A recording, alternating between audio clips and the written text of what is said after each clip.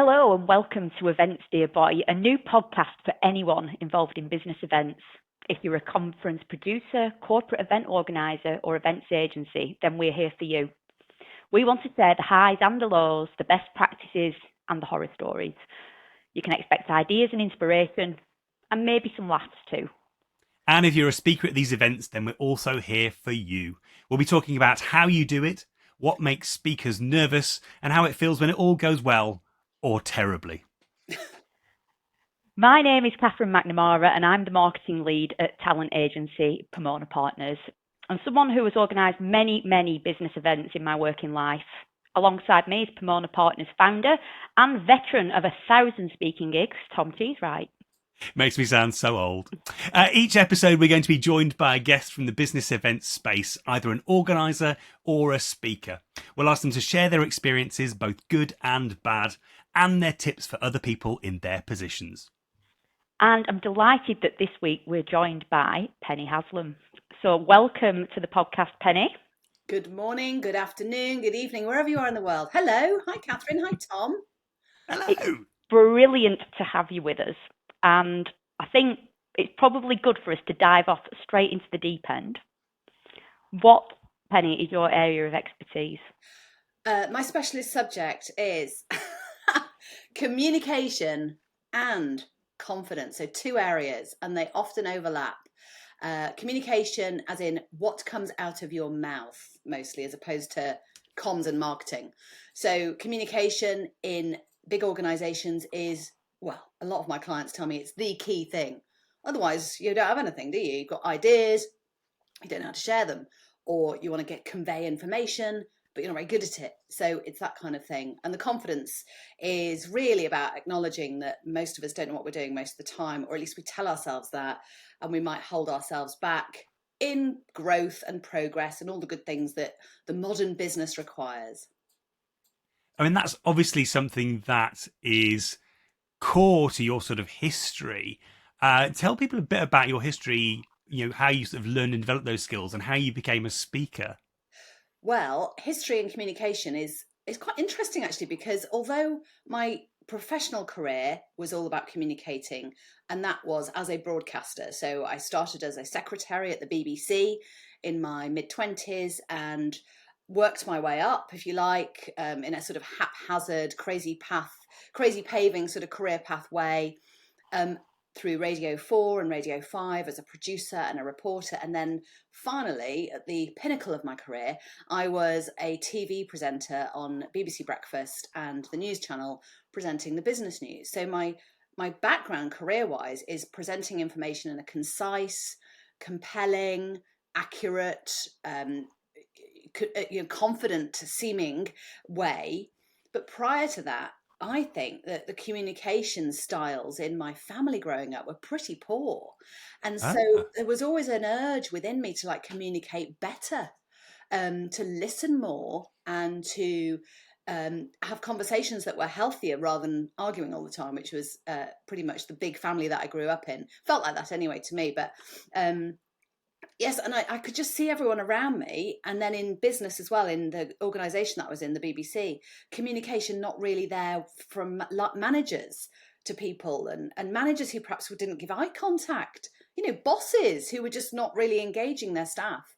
And so it's been a frustration, surely. But now I feel like I've got the skills and the know-how, the career background to really help other people feel like they can do it better, and feel more comfortable about it. You also learn how to extract useful information from weird and wonderful experts on screen as well. I did, and that's how we met, isn't it? And it is indeed.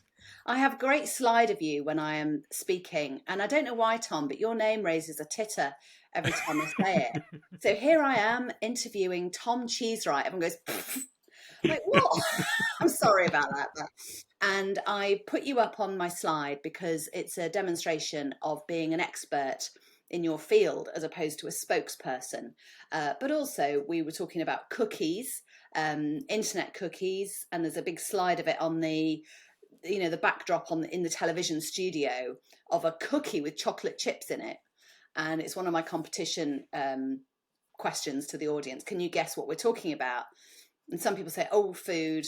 Someone said the other day, Jaffa cakes. VAT on Jaffa cakes versus biscuits. I don't know if you know that bit. And then someone went, "Oh, internet cookies." Like, yep, have a book.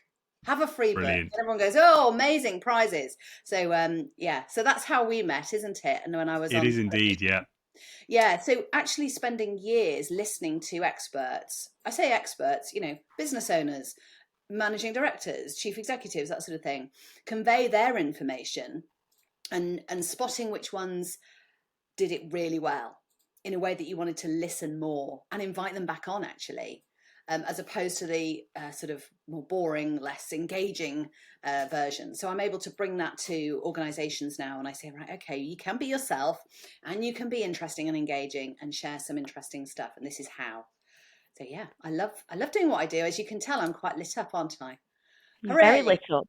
Was Especially it with the business something that news on telly. was it something that you felt came really naturally to you, or is it something you've had to work on? A bit of both, really. I mean, I'm not afraid of the camera. I used to play, when I was little, pieces to camera, which I didn't know it was called pieces to camera then. But I used to play Tomorrow's World, and I was Maggie Philbin. And I'd talk to the camera, like a broomstick or something like that, as if I was Maggie Philbin or someone off Blue Peter doing a demonstration. Here's one I made earlier. And so I was kind of practicing that style of communication and was fascinated by newsreaders and presenters who did stuff live, and I thought that was the most thrilling thing ever.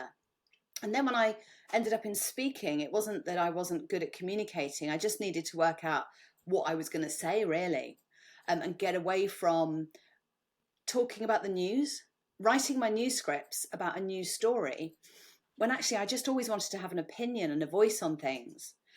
So when I became a speaker, I could find my voice, but that took a while. It also took a while to get stage time, flying hours like a pilot, to really feel comfortable on stage and begin to let go of format and script lines that I'd come up with and just free up a little bit more. And so now I put a bit of stand-up comedy, well, a lot of stand-up comedy into my show, if you like, my my content, because I had a bit of background in that as well. So business and being funny, educate, entertain, that's what I say. But yeah, I have had to work at it, Katharine, and I've spent a long time with coaches, mentors, reading, practicing, always thinking about it. Oh my goodness, I've really immersed myself in how to be a speaker from 10 years ago. I got asked to do a TEDx talk 10 years ago, and I said yes. And I was so nervous, and it was packed full of information and just a bit too dense and wooden, and I felt ill from the adrenaline. And I knew from there I needed to find a better way to do this, because I really yearned to do it really effortlessly and have a fun time with it. So yeah, I think you can't not lean into it if you're serious about being a speaker. Yeah, you've got to take it seriously. It's interesting, isn't it? Because people assume that the skills of being on TV will just translate seamlessly into the stage, but they are very different skills. Yes. It's a different mindset. You're there for a different reason. And while some of that sort of confidence and ability to converse on stage is there's so much more to learn. And I think the point about, getting formal teaching and training and development is really important.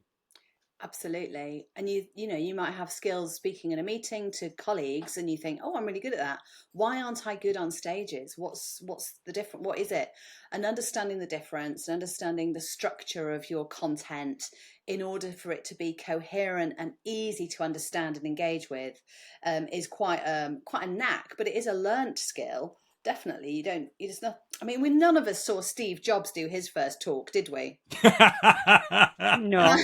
And it was probably dreadful, or Brené Brown, dreadful. And I think that's why Steve Jobs always wore a black turtleneck, was to hide the red rash. Like we could sometimes get a bit of a flushed rash when we're getting nervous. I think that's why he wore it.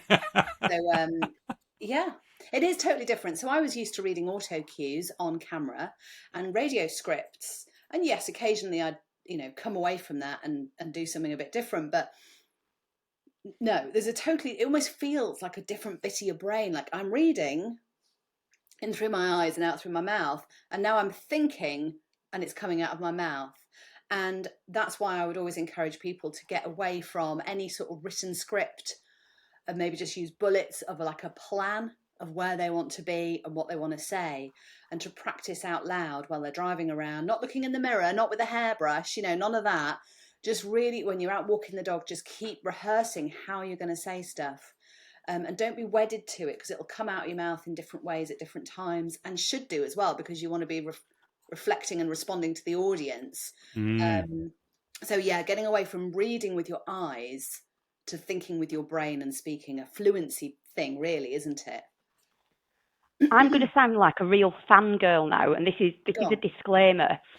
There aren't many people that I actually enjoy following on LinkedIn, which is true. I think it can be like a cesspit of noise.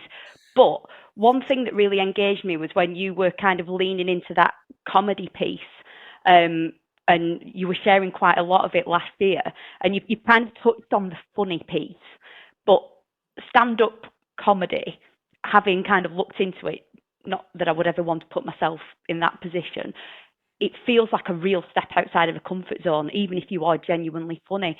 And you did lean into that. How much of a difference did that make to your style of speaking and kind of, I guess, the texture of what you kind of convey when you're up there?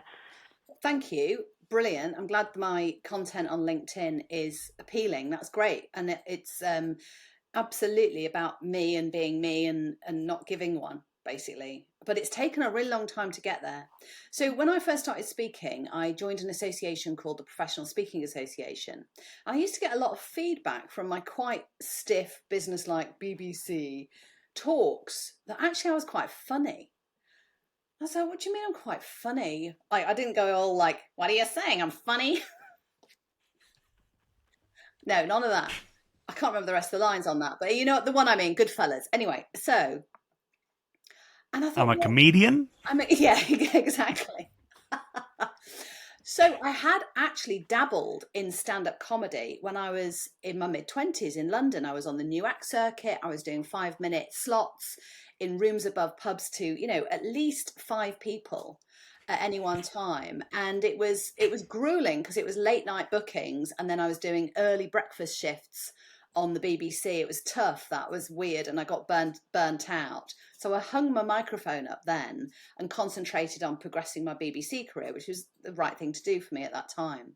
I then picked it up again, but I'd become pregnant, and so I was doing stand-up while pregnant in my sort of mid-30s.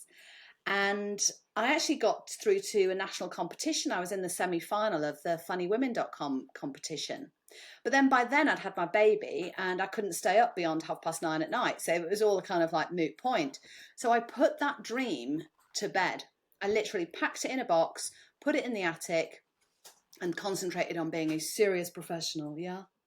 Then when I emerged as a speaker, peers, audience members would say, "You're funny." And when someone said to me, "Penny," an audience member, "you're the female equivalent of Michael McIntyre," I was blown away. I was like, right, okay, I want to go with this, because this is what I really enjoy. And like Michael McIntyre, I'm not saying I'm as funny or as successful as he is yet. I love roaming a big stage, and flying around and just enjoying that, and enjoying making people laugh. And I don't have jokes, Katharine, as you may know. There's no like setup and then a punchline. But often it's in the moment, and it might be an eyebrow raise or a look or mucking about with the audience. So, sometimes I'll talk about negative self-talk and how we can go, "Oh, you idiot, what did you say that for?" And all the stuff in your head that is just going to bring you down. And sometimes when I'm saying these things, I end up locking eyes with an audience member by mistake and going, "You idiot." And then I look at them and go, "I'm sorry, I didn't actually mean that about you." And then that's funny, like, anyway, they find it funny. But yeah, so I've dialed it up. I've made a conscious choice to be as funny as I can, and to give myself permission to do that. And I think that's a key thing about being a natural speaker, is who are you? Big question. What's your voice? And are you going to give yourself permission to be that even more than you are normally? Because that's what the stage requires. and a performer. You are a performer when you're a speaker. I mean, a lot of people go, oh, I'm a business, it's business content. It's like, no, you are also a performer. So put on a good show. No matter And you do. I'm enormously jealous of your comedic talent. Off the back of that, what sort of events do you find you most often get booked for? And does that match up with the events you want to be doing? It absolutely does, yeah. And I've spent a long time. I mean, being a speaker is not about being on stage. It's about being a business person. And I found that hard to get my head around. Great. So it took me a while to match up who I love dealing with and who I love encouraging and speaking to versus who I don't want to work with. And I'm really happy to say that I found a corporate market, and it's employees and leaders and managers, really, the people who are time poor, who absolutely value 1 hour of time in order to learn something useful and practical. So they can't afford the time to go on a day course or a week's course. They need something really potent. And I think that's the value of a speaker when they've got it absolutely right, is you know how to fix a problem within an hour. It doesn't take you a day. So yes, I love working with those types of people, and they are surprised, I think, when I'm funny and entertaining, as well as informative, useful, practical. Let's get some proper practical, get to work the next hour and be able to deploy what I'm talking about. And those people tend to turn up in businesses, large organizations. I do a lot of women's events, and it used to be that women's events didn't pay speakers very well at all, in fact. And I just say no to that because it's absolute BS. Like the opposite of what we're trying to achieve here. So I'm there talking about the gender pay gap, not getting paid. That's not going to work, is it? But yeah, businesses are taking that sort of stuff really seriously now, and so there's a market there. Good. So yeah, I love the variety. I'm not sector specific. I'm sector agnostic. But basically, organisations with large bums on seats. I mean, a high number of bums on seats, not large bottoms. You don't discriminate. No, I don't actually. Small bums, large bums, all bums, just lots of bums. Lots of people who've got brains and need to share stuff. And the interesting thing about that is it's a kind of partnership that you get with a client. And your client isn't the audience. That's another thing to think about when you're a speaker. A lot of people think, oh, who am I speaking to? It's not. You're talking marketing-wise, communication-wise, problem-solving-wise to often my people are HR people, L&D people, or people who look after people essentially. So that might be MDs, FDs, anyone head of a department, and showing them the value that you bring in a short amount of time, and that's really my sweet spot. And the comedy goes down well as well. I was like, whoa, you can be funny, strong as a woman as well, and hold the room, and that's all right. And she seems all right, Well, you've told us what you love about speaking. Have you had any bad experiences? Could you share some of your worst speaking experiences? Because they're probably as important as the good ones. This is an interesting one. I don't think I could have prepared for it. I tried to prepare for it, but the organizer wouldn't let me. And that was weird. So this is an event that I did in a theatre in Wales. And I was speaking to a mixed audience of businesses. So there were business owners in the audience. And it was early days for me. And I had this really, really polished, structured, rigid keynote to talk about. And I wasn't really sure of my territory. And I wasn't that confident yet, but I was going to give it a good go. And, I kind of all right on stage and it was okay. And then after I'd spoken, I was going to be invited onto a panel discussion. And I love that. If I'm there in the room, I may as well help out with some other stuff by taking part as a panelist or even chairing a panel. And I'd asked the organizer who's chairing the panel, because I'd love to have a chat with them and say, this is how you might introduce me and what are you going to ask me about, so I can be really prepared and, have some good stuff to say for the audience. And she was really avoidant of that sort of question. It was like, oh yeah, you'll find out on the day, or we haven't yet decided. Anyway, turns out it's Widow Twankey. I mean, literally a pantomime dame is hosting the whole day. And she's there in her 8 foot high, whatever she was, with costume changes in between each speaker and doing kind of head, shoulders, knees and toes, with the audience in between to like warm them up or something. And of course, the connection was it was a theatre, and that just recently they'd had Panto. So a bit incongruous for me. It's like this serious business setting, and we had Widow Twankey. And for those of viewers viewers elsewhere who aren't in the UK, that's pantomime, which is a ridiculous British culture thing at Christmas with audience interaction and costumes. So, and she wasn't very good as a panel host either. So yeah, that's the worst thing, because I was blindsided by it.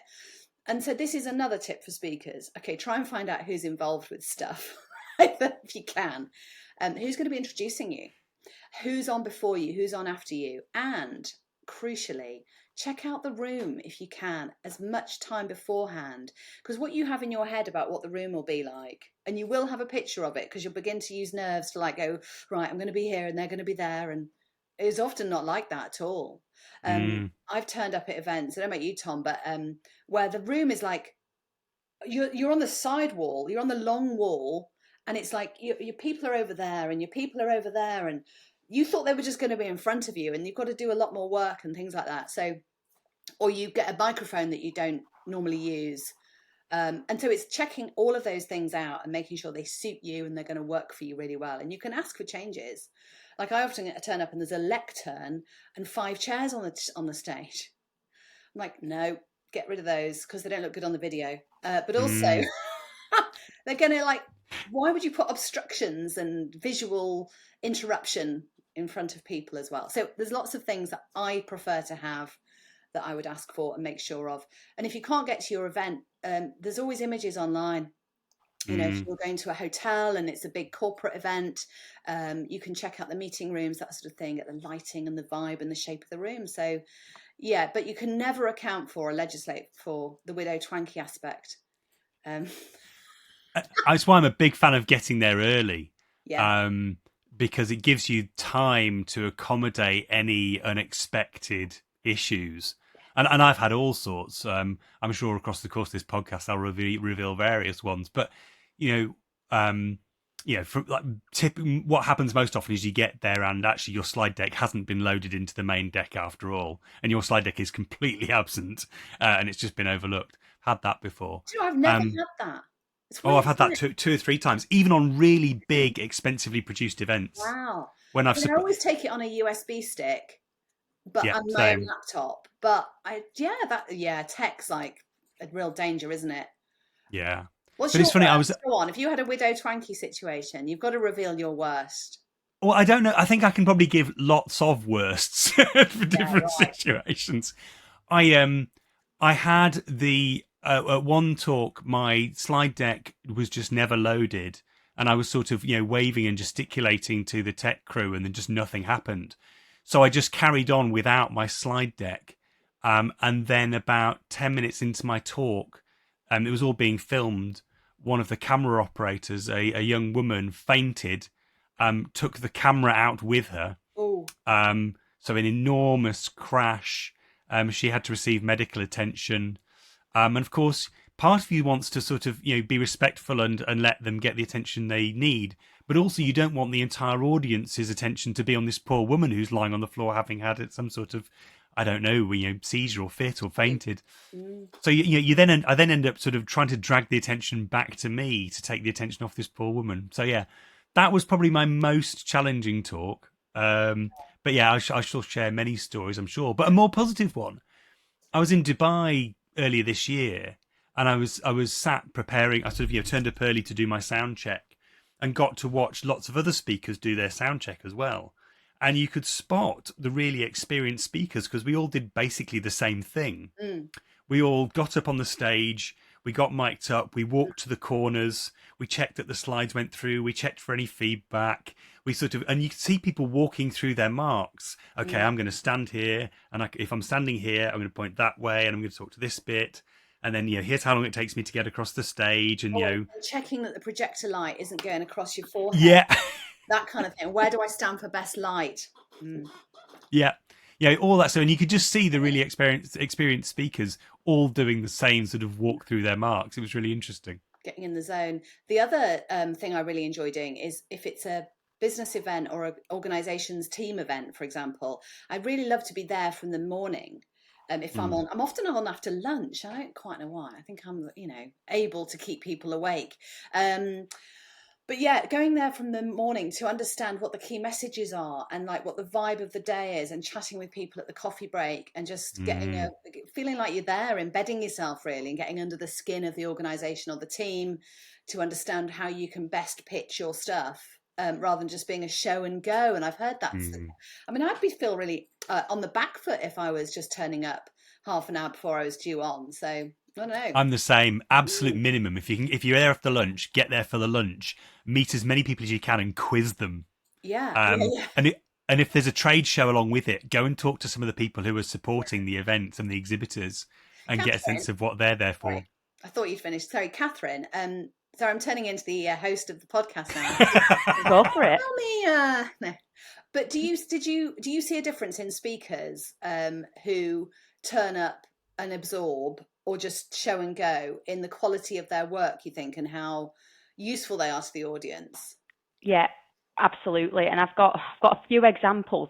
I can't say anything by name, but there was an event last year that a big industry event, and there was a fireside chat taking place with this individual who was due on at a certain time. It wasn't kind of under my watch, but it was kind of a related party to the business I was supporting. And they turned up 5 minutes late, so the organisers had to fill on stage with an interview that was rolling, so you could just see people kind of going like this at the side. Said person turned up, walked straight onto the stage, was clearly quite flustered because they'd not got there in time, and basically all the briefing notes that had been sent through, which were fairly critical to the audience, completely dropped. Names were missed out, missed messages, and it caused quite a bit of a stink, if I'm being honest. And that was kind of bad prep, bad planning, it kind of ticked every box in terms of what not to do in this situation. So and even watching that as people that support putting on events, it was like we need to make sure that we've got really tight guardrails that we can just out of courtesy give people advice on in the run up to this kind of thing. So absolutely. It's respectful, isn't it, of everyone's time and effort, and that briefing will have been written really carefully, thought through for a reason, and then to disregard it or not pay attention to it, even if in the cab on the way over or on the train, just to glance at it and go, right, okay, it's so rude and unprofessional, but often happens. I've seen it as well with panels and people turning up late or not engaging with me as a panel chair in order to know what I'm going to ask them. Just they're nervous often and they're hiding it. So yeah, show up early. Be professional. I was meeting with another one of our speakers last week, and she actually said something which was quite interesting. She said, discipline brings you joy. It brings you joy because and I thought, that's a really interesting kind of, get into those good habits, and actually you just enjoy yourself a lot more because you're not worried that something's going to drop. Yeah, totally. I mean, I've had anxiety. I'm trying very hard not to make an entirely inappropriate joke about discipline bringing you joy, but there we go. I went there as well, and I thought, no.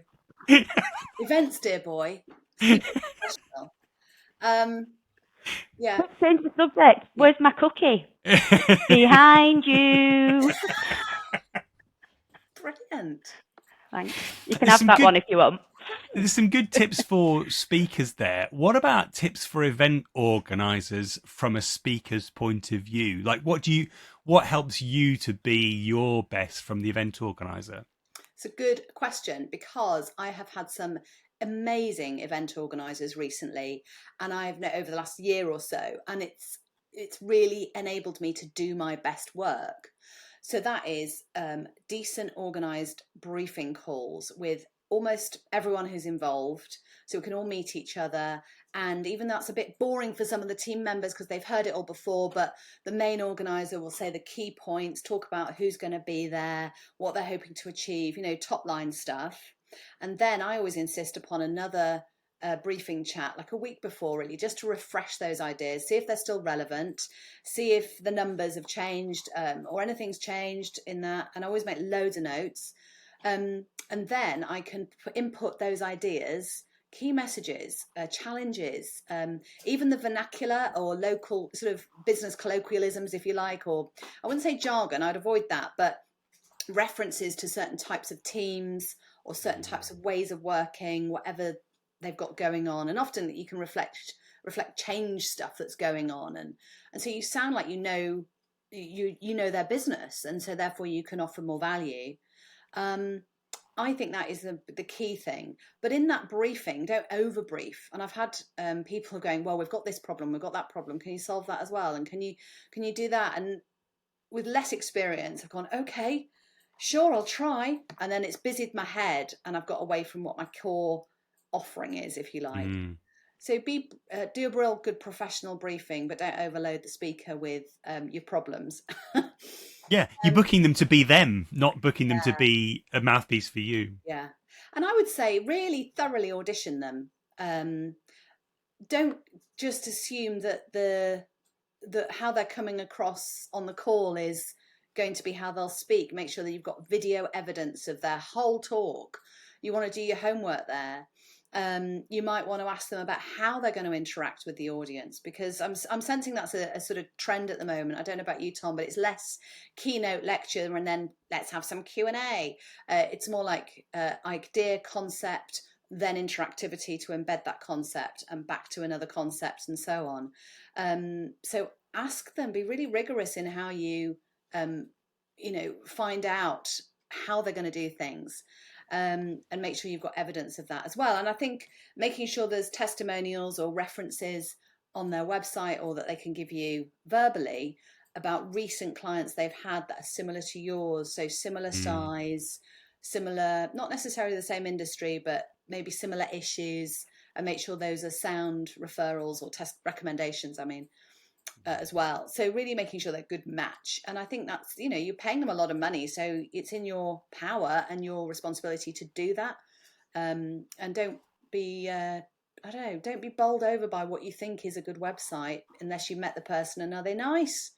Are they friendly? Are they willing to work with you as a partner? Because you can get dazzled by a lot of bright lights and an amazing video and all that kind of stuff, like a show reel. But let's see a video of them talking. And where have we seen them? Because a lot of smoke and mirrors applies to some speakers, I would say. It's interesting what you say about the structure of the events. We're still seeing a lot of inquiries for the traditional keynote.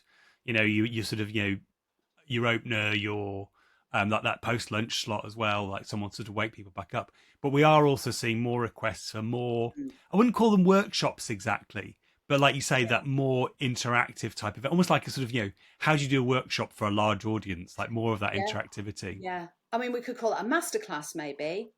Great word for it. I know, isn't it? And I've now got set points where I've got worksheets or talking points that are reflected on the slide. So now in groups discuss, and tabletop discussion is what people are really craving in order to network more easily without it all being a bit wooden over the coffees and the Danish. And so they're looking for opportunities to get to know each other without having to do it on a fake basis. So when I'm talking about raising your personal brand at work, building your personal brand profile, and being a visible leader, basically, I make sure that people have moments to talk about what they can be known for or where they might want to show up. Like, do they want to do more town halls? Do they want to take their keynotes externally within the industry, etc.? And people can get under the skin of what they want and set their own agendas. So they feel like it's got a personal touch. I'd really enjoy that aspect. And also as a speaker, you get like 5 minutes just to gather your thoughts on the stage, don't you? Always welcome. Like, interesting, Brian. Tell me more about that. All those techniques from interviewing. Listen, Penny, it's been absolutely fantastic having you on. Thank you very much. Pleasure. I think we've learned in practical terms rather than in written terms that you are very funny. We've learned and we've loved and we've laughed. Oh. Thank you all for listening and watching. If you're watching us on our YouTube channel, this podcast goes out in audio and video format across all of the usual platforms, so you can find it there. Wherever you're watching or listening, please do like and subscribe and share it with your colleagues, your friends, whether they are fellow event organisers or speakers. And we will be back again soon with another episode.